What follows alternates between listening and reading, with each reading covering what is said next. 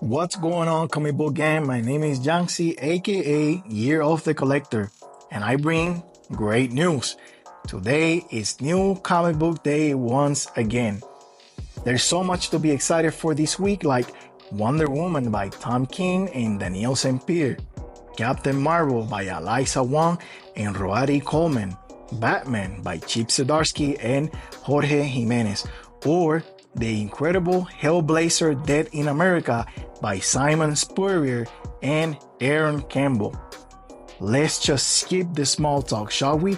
And let's go into the highlights for the week of June 19. Ultimate Spider-Man number 6 by Jonathan Hickman, the returning Marco Checchetto, Matt Wilson, and Cory Petite. The last issue gave us Harry Osborn's perspective on the event that changed everyone's life in New York. Months ago, Harry was supposed to be meeting up with his father at Stark Tower for a big important meeting between Stark Industries and Oscorp. Norman was lecturing Harry for being late. As Harry tried to make his way to the meeting, he saw it happen. The Makers Council blew up Stark Tower along with Harry's parents inside. This set off the events that led Harry and Gwen to discover Howard Stark's secrets and ultimately become this universe's Green Goblin. The Sensational She-Hulk number 9 by Rainbow Rowell, Andrés Genolet, the Cunniffe, and Joe Caramagna. In the last issue, there was a little bit of a misunderstanding. Ganymede was led to believe that She-Hulk was a bad guy who needed to face justice. Ganymede is a warrior and she's usually on the side of justice, but in this case, she was misled by Drapport, who invaded New York, and that's why She-Hulk took out his horde. But of course, he forgot to mention that small detail to Ganymede. Jack finally had enough and he intervened, directing Ganymede's rage to Drapport. After the dust settled, the girls shook hands and made up. Like I said, it was just a misunderstanding.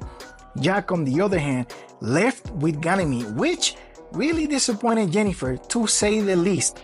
But before I became a full-blown Jack of Hearts hater, he returned and explained himself. Yes, he felt torn for a second there when he saw Ganymede.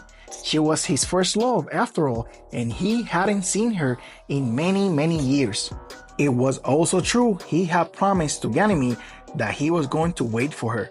He really believed he was destined to be with Ganymede, but that was until he met the Sensational She-Hulk. Jennifer understood and accepted Jack's explanation, and Marvel's most radioactive couple survived another day. Spider-Woman number 8 by Steve Foxe, Guara, Arif Prianto, and Joe Sabino. Easily my most anticipated comic for this week. Last issue, Jessica was back on her old stomping grounds of San Francisco, and ever the hero, she found herself casually pulling an insane feat of strength to save a civilian cyclist in danger. Soon after that, she found herself in a protest being broken up by the police, and in the middle of the clouds of tear gas, she heard someone calling her by name. Who recognized Jessica?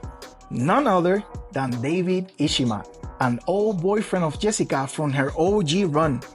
Their relationship was cut short after Jessica revealed to David that she was in fact the Spider-Woman. David didn't know how to handle that back then, so it got very weird. Also, Jessica died not too long after that, so they never had the chance to figure it out together. Anyways, Jessica suited up to continue on her path to find her son Jerry, which led her to Hydra's newest front corporation, Echidna. Problem with that was that she wasn't the only one lurking the building. She ran into this energy monster called Zaz. There was a quick back and forth between our hero and this amped up beast. Before Jessica figured out how to take Zaz down, he got some help from this group of kid capers called the Assembly. Cadet Marvel, Hellrun, Liberty, Moonsquire, and Titan. I mean, if not the get up, the names could tell you they were fans of the greats. These children could handle themselves, and by the looks of it, they have some form of training by the way they worked together as a unit. They were very pleased to meet Spider-Woman too, like they were fans of her. Who wouldn't, right? But something smelled fishy. The assembly seems to be on the payroll of the Ekida Corporation. If that's the case, that will put them at odds against the Spider-Woman. That's going to be it for me. What are you reading this week? Do you like any of these books I mentioned here? Please let me know. I love to see what you guys are reading. Thank you for watching. Have a blessed day, and remember to read more comics.